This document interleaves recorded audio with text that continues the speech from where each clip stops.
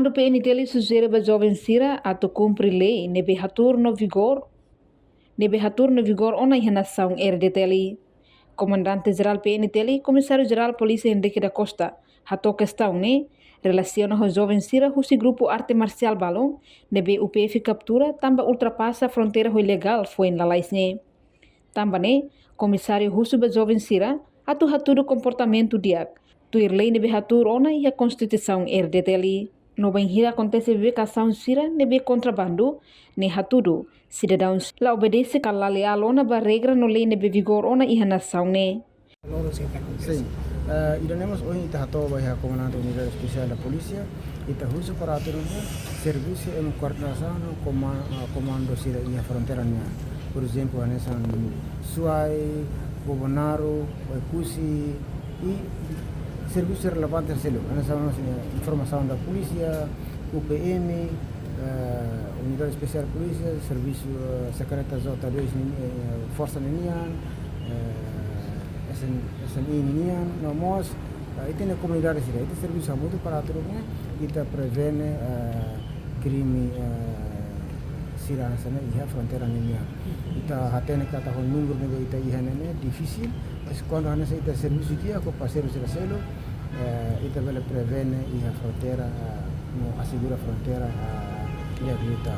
Ita identifica kata fondada nene iha jovem sira no balu sai da nação vizinho, hori balu hori sai sábado, depois balu usa duni documento legal sira sa passaporte balu mus na fatin usa dalam ilegal ini para turune bane ba masir memang ita hetan ita halo komunikasi no Ministério Público ita halo prosesso na fatin sira kalau usa fronteira ilegalmente ne comando polícia crime lah idane ita be considera ne contrabando ni nyangala mas decisão hoto ne ita lawa Ministério Público para turune bele decide mas ita na fatin husu ba ita nya alen sira para turune hatur comportamento dia nação união quando ne acontece hatur kata ita la obedece ka la leal by ia itanian regra sira itanian lei sira na ka iha lei recurso o equipamiento si fronteira mas itanian irane parte da primeiro itanian membros ita coloca ya posto serane limitar o segundo distância entre posto e posto irane do kita boleh queria tam posto mas kita tu coloca emanane si difícil. Hoje comandante siramos questão na quando ba e o município ser rasikmos ser na membro lato e unidade ser na rasikmos membro lato departamento ser balu na ita criamos balu emanan rua emanan tolo então idane impacto ba iha be serviço operasional ni terreno mas ita fier kata o espírito nacionalismo ita na membro sernian ita buka atau fornece ita nian serviço mereka mais dia vai também arranjar Timor-Leste. Precisa de recrutamento para reforçar.